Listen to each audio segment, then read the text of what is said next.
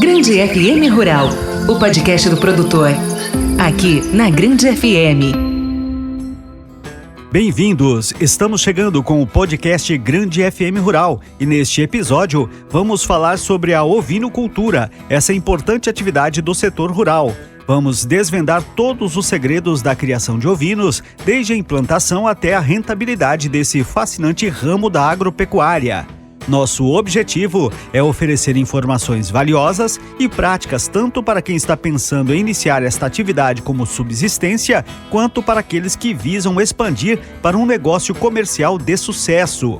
Vamos conversar com um especialista na área, que trará orientações detalhadas sobre como começar, manejar os rebanhos, superar desafios e entender os custos envolvidos. Prepare-se para aprender, se inspirar e se conectar com o mundo da ovinocultura. Fique ligado, nosso podcast Grande FM Rural, Ovinocultura em Foco, está entrando no ar e desejamos que você aproveite de forma significativa nosso conteúdo. Grande FM Rural, ao lado do produtor. A criação de ovino é um nicho do nosso agronegócio que ainda merece ser explorado, apesar do crescimento vertiginoso nos últimos anos, especialmente com o maior conhecimento de fazendeiros e especialistas neste ramo. Não é nenhum problema ter o desconhecimento sobre o que são os ovinos e fazer confusão na hora de associar uma espécie e outra. Isso se deve pela falta de conhecimento mais apurado, mesmo sendo uma das culturas mais antigas do nosso país. Traduzindo de forma literal, os ovinos são da família de caprinos e animais capazes de produzir alimentos e outros insumos para o mercado. Quem compõe a classe de ovinos são os carneiros e ovelhas. Por conta de suas características, a criação é feita em sua imensa parte na região sul do país, parte mais fria do Brasil e de fácil adaptação para os animais. A boa notícia é que a criação está se expandindo para outros estados da nação, com a criação e disseminação de locais climatizados e preparados para recebê-los. Quem nos ajuda a entender um pouco mais sobre esta atividade e sobre os ovinos de maneira geral é o professor de Ciências Agrárias, com ênfase em zootecnia, da Universidade Federal de Dourados, Fernando Miranda, que começou seu bate-papo com a gente falando sobre o conhecimento necessário que o produtor rural precisa ter para iniciar na atividade da ovinocultura. Só para entendermos a importância deste nicho, a carne de ovinos é utilizada na culinária típica em vários estados da região Nordeste. Não é incomum encontrarmos carne de carneiro em supermercados e açougues e carne de cordeiro em restaurantes. Em questão de rentabilidade, o preço é garantido, pois essa carne é considerada mais nobre e mais cara do que a carne bovina, suína e de frango. Além disso, não podemos esquecer o leite de ovelha, usado na produção de queijos e derivados. Vamos ouvir o que diz o especialista. Esse raciocínio é importante, né? Que é o começo, o início de tudo, o planejamento, o meu plano de negócio, ele passa por eu entender o que eu vou fazer, o que eu vou trabalhar. E aí a gente sempre diz assim, primeiro conheça o seu céu, o que está acima de você em relação a clima, como é que é na sua região, no seu, né, a altitude, é mais planície, como é que é o clima, como é que é a distribuição das chuvas, porque isso tudo vai influenciar depois em que tipo de pastagem você vai escolher, né, como que é o solo, né, isso vai influenciar no tipo de alimento que você depois vai poder produzir e disponibilizar para os animais, como que vai ser essa distribuição de chuva, como eu já falei, e se o lugar e esse solo, né, ele vai ter mais umidade ou menos umidade, tudo isso aí também vai ter relação não só com a parte de alimentos, mas também com a genética que você vai escolher para estar criando dentro da propriedade. Então, esse contexto é importante e aí as pessoas sempre esquecem da comercialização. Sim. Também. Eu tenho que ter uma propriedade num lugar que me permita eu ter uma comercialização e distâncias que viabilizem isto, né, junto com o recurso humano, que esse é algo bastante limitante. Sim. Às vezes eu penso em tudo, faço todo o meu plano de negócio e aí deixo por último para ver, na minha região, eu tenho recurso humano para colaborar comigo ou vai ser eu mesmo? Se sou eu mesmo, eu me preparo, me qualifico, faço cursos. Sim. Existem vários cursos por aí, né? Mas eu tenho que contratar essa mão de obra? Na minha região, como é essa mão de obra? Né? Então, nesse contexto aí, eu tenho que estar levando e tentar fazer um mínimo inicial também, levantamento de custo de produção. Né? Meu preço de venda na minha região é esse, meu custo de produção provavelmente vai chegar muito próximo a isso. Então eu vou ter possivelmente uma rentabilidade nesse sentido e isso vai me dar tal renda, então por aí que eu vou. Sim, ou seja, planejamento talvez seja a palavra principal aí nessa questão. Exato, palavra-chave. Essa atividade. E aí também passa dentro desse planejamento, como o senhor disse, por essas características apresentadas, a escolha dessa raça que eu vou trabalhar, dessa raça que eu vou ter nessa minha propriedade. Avaliando a nossa característica da nossa região aqui, da Grande Dourados, do Mato Grosso do Sul, o que o senhor indicaria como melhor raça para ser criada aqui no nosso estado? Olha, essa pergunta é bastante complexa e eu não vou fugir dela, né? Mas ao mesmo tempo é uma resposta que vai ser de cada propriedade, vai ser do poder aquisitivo de cada um, vinculado à capacidade de investimento. Porque eu tenho raças mais exigentes, que são muito mais produtivas. Eu tenho raças menos exigentes no aspecto alimentar e sanitário, mas são menos produtivas. Né? Eu tenho raças que exigem eu montar uma infraestrutura mínima, outras que a infraestrutura é um pouco mais básica. Né? E isso tudo aí vai depender. Eu posso ter um vizinho que aquela é a melhor raça para ele, na realidade dele, na capacidade de gestão dele, e o outro ali ser outro grupamento genético ali diferente. Isso vai estar inserido naquele planejamento anterior que a gente fez lá, onde ele quer chegar e, consequentemente, isso vai impactar na sua escolha de com que raça ele quer trabalhar para atingir aquele objetivo. Né? Sem dúvida. Só para os nossos ouvintes aí, vou citar raças, por exemplo, aqui na região de Dourados, cria-se bastante a raça Suffolk, cria-se Texel na região aqui não, mas no estado cria-se, né? Ile-de-France, cria-se Santa Inês. Então nós temos uma variedade de grupamentos raciais disponíveis, inclusive aqui em Dourados, acho que a gente vai estar falando mais para frente, né? Temos a ovelha pantaneira, que é um grupamento genético sul-mato-grossense, um animal adaptado, né, às nossas condições. Então, genética nós temos. Precisa aí o produtor se capacitar, planejar e aí tentar identificar qual que é a melhor genética para a sua realidade. No Brasil, cerca de 90% dos rebanhos caprinos e de 60% dos rebanhos ovinos estão localizados na região Nordeste, que abriga 92,5% da área semiárida do país. A região sul, até o início da década de 80, destacava-se com o maior rebanho de ovinos. Com a crise da lã, os produtores modificaram a aptidão dos rebanhos especializados de lã para corte e os efetivos atualmente representam apenas 24% do rebanho ovino do país. A ovinocultura possui um grande potencial para ampliação da produção de carne, leite e seus derivados, além de incremento do setor industrial no segmento de calçados e vestuários que valorizam produtos regionalizados, com matéria-prima oriundas das peles dos animais. Todos esses produtos podem ser disponibilizados de forma a suprir as demandas do mercado interno e, dependendo do grau de organização da produção, gerar excedentes exportáveis para mercados mais exigentes.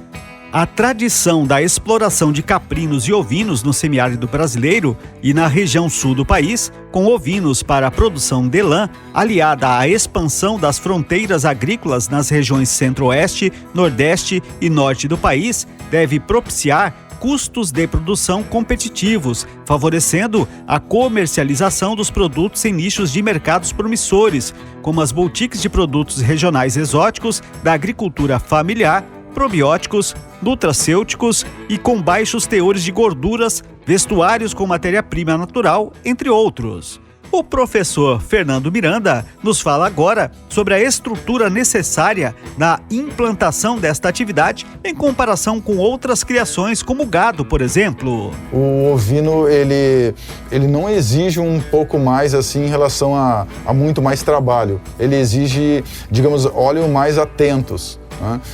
O que acontece? O produtor ele não pode deixar um rebanho de ovinos tipo uma semana ou um mês sem ver. né? Sim. Se a gente for falar em bovino de corte, falar um rebanho Nelore, né? Eu posso muito, já conheço propriedades que às vezes ficam dias sem ir lá ver, né? O ovino não posso fazer isso, eu tenho que estar mais atento. O olho do dono é o que engorda, né? E no caso dos ovinos isso é a chave para isso. Sim, né? sim. Então não, nesse sentido assim, não é que vai dar menos trabalho, né? Pode dar um pouquinho mais de trabalho, mas essa atenção, esse dia a dia e a experiência de quem está trabalhando, isso é fundamental, né? E aí tem um detalhe importante, Paulo. Existem alguns ditados, algumas coisas, algumas místicas em cima dos ovinos. Né? Que o ovino é muito sensível, que o ovino tem que prender ele todo dia. Não, são coisas assim, que vão se criando assim, algumas situações, e as pessoas vão olhando algumas coisas que são feitas e interpretam dentro daquilo que elas imaginam. Né? Exemplo, é costume em várias regiões do Brasil, aqui na nossa região não é tão diferente, de prender os animais todo dia no final da tarde e soltar no outro dia, né?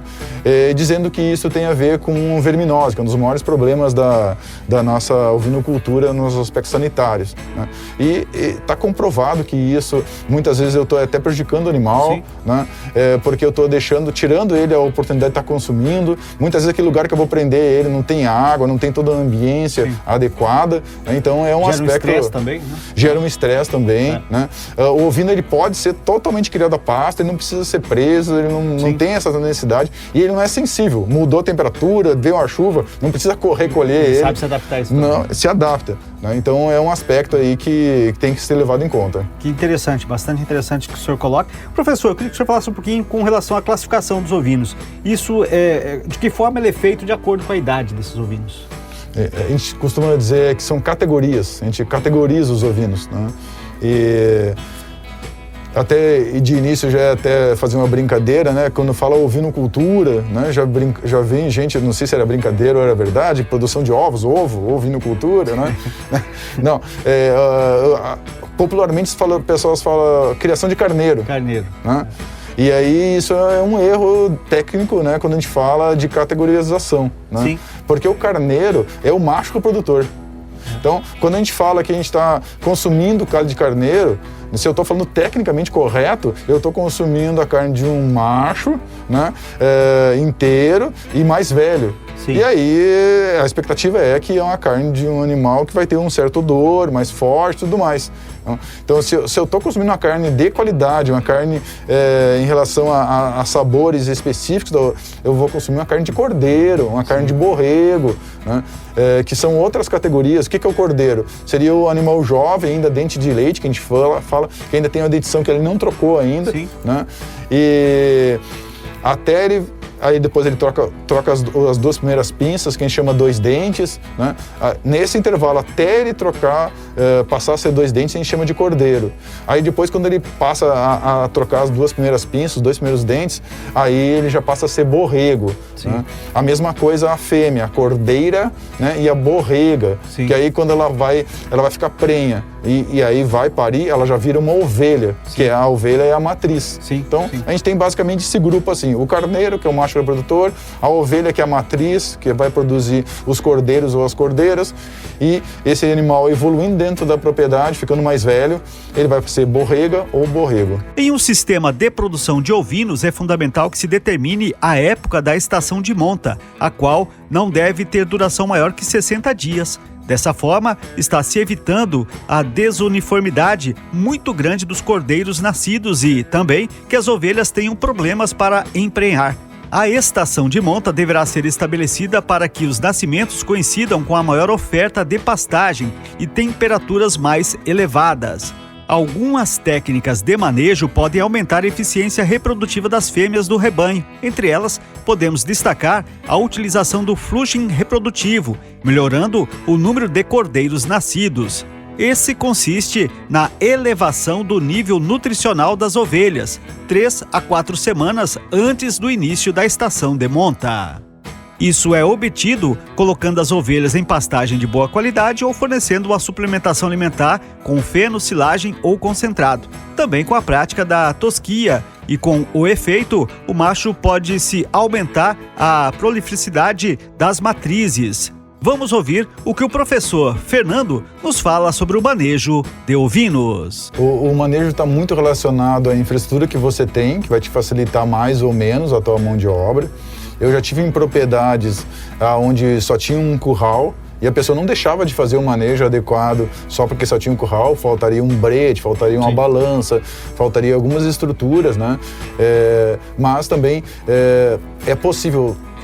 Espaços, por exemplo, não posso deixar de pensar também na parte de divisão dos passos. Quando a gente fala em infraestrutura, a gente pensa só na instalação em si, mas as divisões dos passos é essencial. O acesso à água de qualidade e em quantidade suficiente também é fundamental. São alguns aspectos, quando a gente fala assim de manejo, eu tenho que ter isso disponível, né? E aí o manejo vai depender muito do meu sistema de produção, né? Se o meu sistema de produção é totalmente a pasto, como é mais comum na ovinocultura, né, eu vou ter que conhecer muito bem as pastagens que eu estou trabalhando, que eu tenho diversas pastagens hoje disponíveis para me trabalhar com os ovinos. Algumas são muito produtivas no verão, menos produtivas na época da seca, muito mais sensíveis à temperatura quando a temperatura baixa. Uma coisa que é importante para todos entenderem um pouquinho como é que funciona quando a gente fala de manejo e fala sobre pastagem, por exemplo, que as pastagens, elas durante o dia, elas simplesmente guardam energia e à noite elas crescem. E elas só vão crescer e só vão conseguir usar a energia que elas guardaram durante o dia, né, se tiver temperaturas mínimas ali nesse. Então, quando a gente fala, hoje estava muito quente durante a noite, mas aí faz um dia quente e chega durante a noite e baixa para 14, 13 graus. Isso é o caos para essas plantas que são mais sensíveis. Então, eu tenho que conhecer essa planta que eu estou trabalhando e saber se ela é mais sensível, menos sensível. Em cima disso, o quê? Eu vou abusar das que são mais sensíveis no inverno, durante o verão, né? Vou guardar um pouquinho no final e as que são... aguento mais um pouquinho, a temperatura um pouco mais baixa, consegue crescer mesmo em temperaturas mais baixas, eu vou deixar para abusar delas mais no inverno. E essa diversidade de pastagem, de manejo, eu tenho que ter também, porque eu não tenho que ter muito cuidado que as pastagens, elas podem ter doenças, podem ter pragas. Se eu tenho uma pastagem só, dá uma praga, acabou a pastagem. Então, essa diversidade também se encaixa muito bem. A produção de ovinos pode ser realizada em diferentes sistemas: extensivo, semi-extensivo e intensivo. Dependendo da região onde há o manejo de pastagens, a taxa de lotação de ovelhas por hectare pode variar, mas outros fatores também podem determinar essa variação. Os fatores econômicos, por exemplo, levam a criação de ovinos ao sistema intensivo, contanto que o rebanho tenha acesso a forrageiras e concentrados de qualidade. Entretanto, estudos afirmam que não se pode padronizar um sistema de produção de ovinos, pois nem todos são adequados aos ovinocultores. Embora no Brasil o sistema predominante seja o intensivo, os outros sistemas também merecem destaque. Mesmo porque o sistema de produção ajusta e adequa cultivos de pastagem e manejos de criação conforme a realidade do produtor rural. É importante nós ouvirmos o que o especialista pode nos falar sobre os sistemas de criação de ovinos. Depende muito da minha região, do meu sistema de comercialização, né, e principalmente da minha capacidade alimentar. Né? O quanto eu consigo com facilidade. Eu posso estar em regiões que eu tenho bastante produtos de resíduos agrícolas que sejam de valores mais baixos, então eu posso pensar em trabalhar os animais mais adensados, dando mais alimentação no coxo. Eu tenho regiões que eu não tenho nada disso, que aí eu vou ter que trabalhar exclusivamente em pastagem, então é bem provável que o ciclo vai ser um pouquinho mais longo de terminação dos animais. Então eu determinar o sistema que eu vou trabalhar vai ter muito a ver com a comercialização e também com a minha região, as distâncias da minha propriedade, para mim ter essa logística de chegar, os insumos, e isso é fundamental para a tomada de decisão em que sistema trabalhar. O rebanho brasileiro de ovinos atingiu um total de 20 milhões de cabeças em 2023 e o país conseguiu abrir recentemente o mercado do Paraguai para o segmento de genética.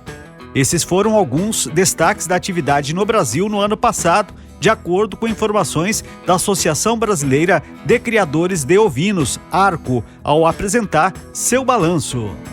O consumo da carne ovina no mundo varia muito devido a uma série de fatores culturais, econômicos, sociais e geográficos. é uma carne considerada preferida em muitos países, especialmente aqueles com populações predominantemente muçulmanas. Observa-se que na Arábia Saudita, quase 10% do total de proteína consumida é ovina. Os mercados em desenvolvimento, como a China e o Oriente Médio, têm uma afinidade mais forte com a carne de ovinos por questões culturais e religiosas. De acordo com um relatório da Meat Livestock Austrália e Nova Zelândia respondem por mais de 70% do mercado global de exportações. O professor Fernando fecha sua participação em nosso podcast falando sobre os desafios desse segmento e sobre o futuro da ovinocultura e sobre o mercado de negócios deste importante setor do agro. Eu enxergo a ovinocultura, a gente tem que dividir ela, né?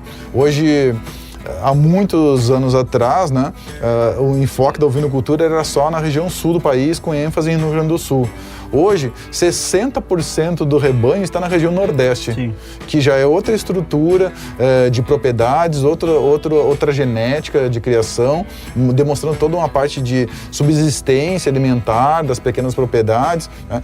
E a gente pode ir para regiões mais ricas do país, assim, onde a gente encontra com mais facilidade a parte gourmet do processo, São Paulo, por exemplo, né?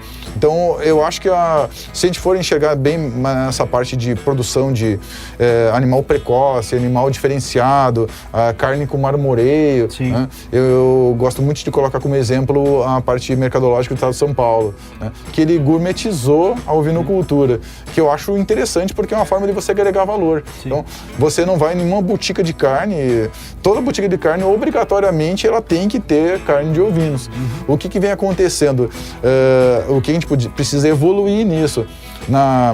Em aves a gente já evoluiu muito nisso, ninguém fica vendendo um frango inteiro há muitos anos, já evoluiu, né? Vende corte, tudo isso vai se agregando valor, né? Suíno, mais recentemente, mas se vende cortes, se vende picanha, se vende coisas diferenciadas, e eu entendo que a tendência é a gente diversificar também e sair também da ovinocultura só pensando no churrasco. Sim. A carne de ovino, ela tem tantas características que permite eu consumir ela no meu dia a dia. Não precisa ser um churrasco para mim consumir carne de ovinos, que muitas vezes as pessoas só lembram do ovino nesses momentos. Sim, entendi. Professor, nós estamos chegando ao final aqui de mais essa edição do Momento Rural, mas eu gostaria de fechar com o senhor dizendo, até aproveitando a sua experiência dentro dos seus estudos, dentro desse projeto que o senhor tem desenvolvido e pela sua capacidade de conhecimento dentro da ovinocultura, que o senhor falasse com aquele produtor que está com a ideia de ingressar nessa atividade, que pensa em se tornar um produtor de ovinos. Qual conselho o senhor daria a esse produtor para que ele possa ter sucesso dentro dessa sua atividade? O primeiro conselho que eu digo, estude. Não acho que se você é um criador de bovino, já teve experiência com gado de leite, já teve experiência com gado de corte, ou tem experiência com, né, vai ser a mesma coisa. Não. Busque informação, visite propriedades que já tenham experiência, que já tenham sucesso em cima da criação, né? E também busque... vou formar o rebanho, também já busque o recurso humano que você vai trabalhar com esse rebanho, que muitas vezes isso tem sido fundamental, né, para dar continuidade depois. Eu monto toda a estrutura, eu compro o rebanho e não consigo ter o recurso humano capacitado.